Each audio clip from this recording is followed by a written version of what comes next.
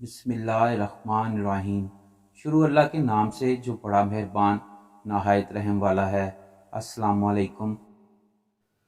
हज़रत सुफियान सूरी रहमतुल्लाह अलैह फरमाते हैं कि जिस वक्त मलकुल मौत दिल की रग छूते हैं, इस वक्त आदमी का लोगों को पहचानना मौकूफ़ हो जाता है, ज़ुबान बंद हो जाती है और इंसान दुनिया की सब चीज़ों को भूल जाता है। अगर इस वक्त आदमी पर मौत का नशा सवार ना हो तो तकलीफ़ की शिद्दत से पास वालों पर तलवार चलाने लगे। कुछ रवायात में आता है कि इस वक्त सांस हलक में होता है।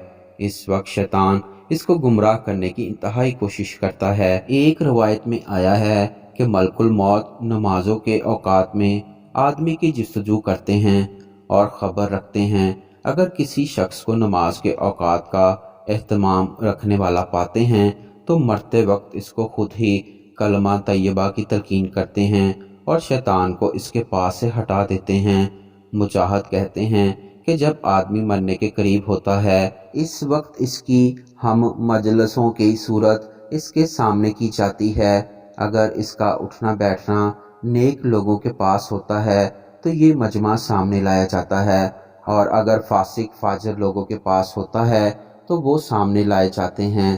हज़रत यजीद बिन शजरा से भी यही बात नकल की गई है। रबिया एक इबादत गुजार आदमी बसरा में थे।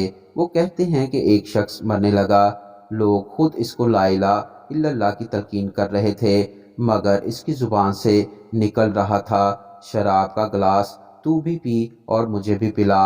इसी तरह अहवास इस शख्स का इंतकाल हो रहा था तो लोग इसको ला इलाहा इल्लल्लाह यानी कलमा पढ़ने की तलकीन करते, और वो कह रहा था 10 रुपए 10 रुपए। इसके बिलमुकाबिल जिन लोगों ने मरने की तैयारी कर रखी थी और मौत को याद रखे थे, इसके लिए कुछ कारनामे कर रखे थे, इनकी मौत ऐसी ही थी जिसको हुजूर सल्लल्लाहु अलैहि वसल्लम ने मौत का तोहफा बताया है। हज़रत बिलाल रज़ी अल्लाह ताला अन्हु की वफ़ात का वक्त करीब आया।